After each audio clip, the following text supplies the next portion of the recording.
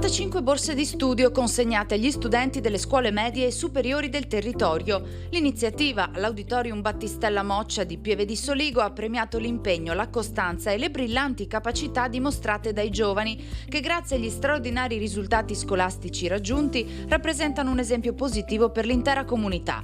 Merito scolastico e spirito sportivo hanno trovato una significativa espressione grazie al Comitato Tappa per l'arrivo del Giro d'Italia a Pieve di Soligo, che ha assegnato 2 borse di studio straordinarie da 300 euro ciascuna a 2 studentesse dell'Istituto Casagrande. È frutto proprio della straordinaria bontà che alberga nell'animo di Marzio Bruseghin. Marzio è stato ospite di un evento collaterale che abbiamo fatto qualche settimana fa proprio qui vicino al Teatro Careni, dove raccontava gli aneddoti della sua straordinaria carriera da ciclista professionista. In quella serata erano state raccolte delle offerte che Marzio ha proprio voluto devolvere a 2 studentesse meritevoli del territorio per dare un segnale di sostenimento, di incoraggiamento a questi ragazzi che si danno tanto da fare. Un importante segnale che vuole dare ai giovani per dar loro merito, dar loro sicuramente una riconoscenza in più per l'impegno continuo e costante che svolgono all'interno della loro scuola. L'idea nasce dall'amministrazione comunale e dal comitato di tappa per un lavoro di sinergia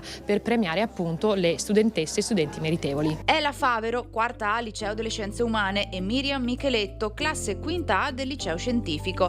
Entrambe con una media di voti eccellente hanno espresso gratitudine per il contributo ricevuto. L'emozione c'è sicuramente e anche la felicità, perché è una prova appunto che gli sforzi che noi studenti facciamo vengono riconosciuti dalla comunità. Una grande soddisfazione comunque per un importante riconoscimento che insomma riconosce tutti i nostri sforzi e il nostro studio. È stato faticoso comunque mantenere un rendimento insomma positivo, costante, però ne è valsa la pena. Entrambe già sognano il loro futuro. Andare all'università, prendere la laurea e il mio sogno è veterinaria.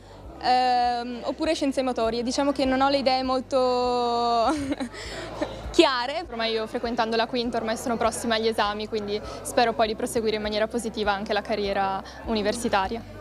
E hai già l'idea di quello che vuoi fare? Penso di iscrivermi alla facoltà di matematica. Intanto il Comitato Tappa lavora instancabilmente per accogliere il prossimo 28 maggio l'arrivo della Corsa Rosa nel cuore di Pieve di Soligo. Non era mai terminata una tappa del Giro d'Italia a Pieve di Soligo e abbiamo l'onore quest'anno di ospitare la grande Corsa Rosa. Quindi per tutto il comitato, ma anche per tutta la comunità che da tempo si sta già muovendo e sta sentendo l'emozione di questo grande evento, è sicuramente una grande soddisfazione.